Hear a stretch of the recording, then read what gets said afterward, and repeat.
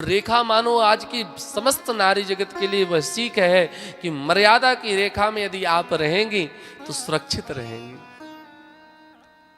प्राय लोग कहते हैं महाराज जी सारे नियम कानून हम ही बेटियों के लिए, हम ही बहनों के लिए, लड़के तो निठल लें कहीं भी घूमते रहते कैसे भी करते रहते उनको कोई नहीं कुछ पूछता।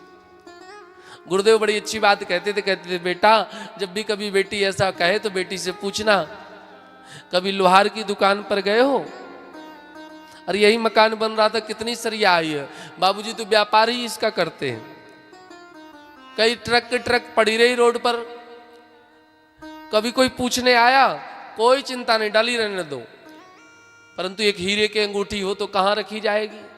कि महाराज पहले एक डिब्बी में रखेंगे, फिर एक बैग में रखेंगे, फिर दूसरे के डिब्बे में रख करके और जो अंदर लाकर है उसमें रख के ताला, फिर एक बड़का ताला और फिर दूसरे का ताला और फिर कमरे में भी ताला।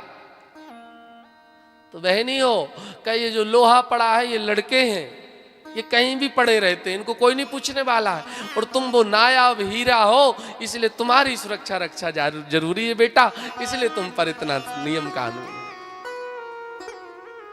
हीरे को रोड पर नहीं फेंका करते, आप लोग हीरा है।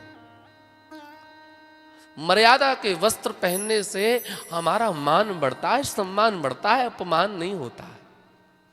वस्त्र तन ढकने के लिए, तन दिखाने के लिए नहीं।